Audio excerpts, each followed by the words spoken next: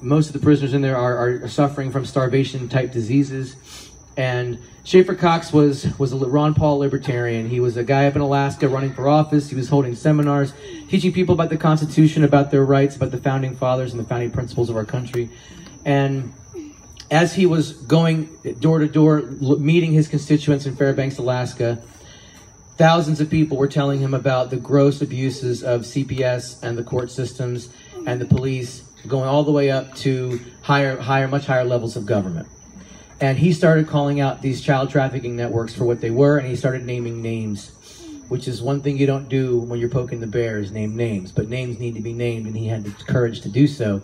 The FBI framed him for conspiracy to murder federal agents. This never happened.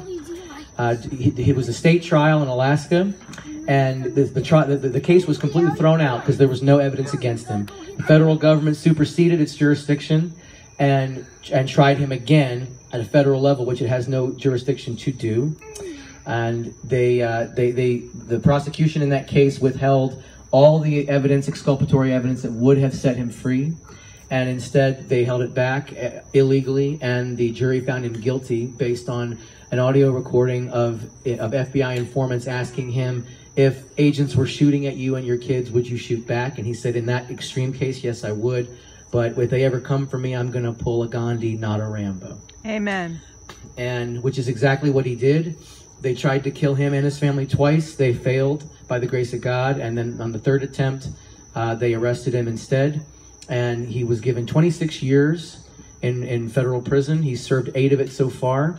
They moved his trial from Alaska to Washington State so that the witnesses could not testify on his behalf. He was railroaded at every turn. This is one of our brothers. He's no different than you or me. We are Mark Schmitter. I am John Kurtz. I am John Kurtz. I am Mark Schmitter. I am Schaeffer Cox. This man is a righteous man. He needs to be set free.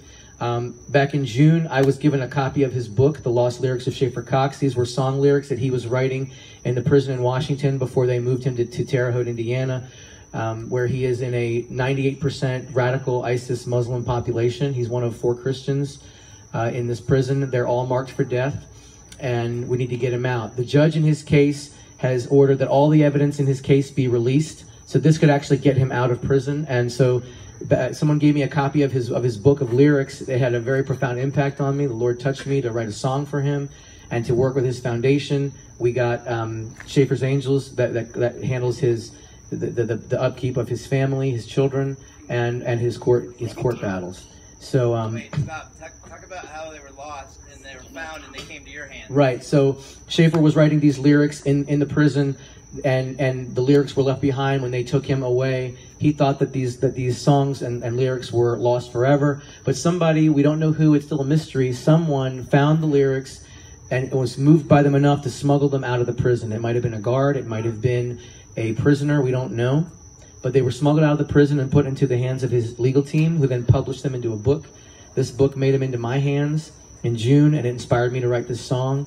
And now we have the music video and the song are released tomorrow, and it's a worldwide premiere. I'm doing interviews for the next couple of months. Right now, the next week and a half, we have interviews, including tonight, that will reach over 2 million people to make Schaeffer Cox a household name and put political pressure to get him out. So you are among the first to see this video. It's not public yet. It'll be around midnight, but you are the first. And is Cole Parker here? He's on his way. Is he here? Cole, come up for a second. Cole Parker? Hey, man. This is Cheryl and John Parker's son from our group. He's a little bigger than the last time you might have seen him. And so Cole edited this little short film. It was shot up in eastern Washington, where I live, and we sent the footage to Cole.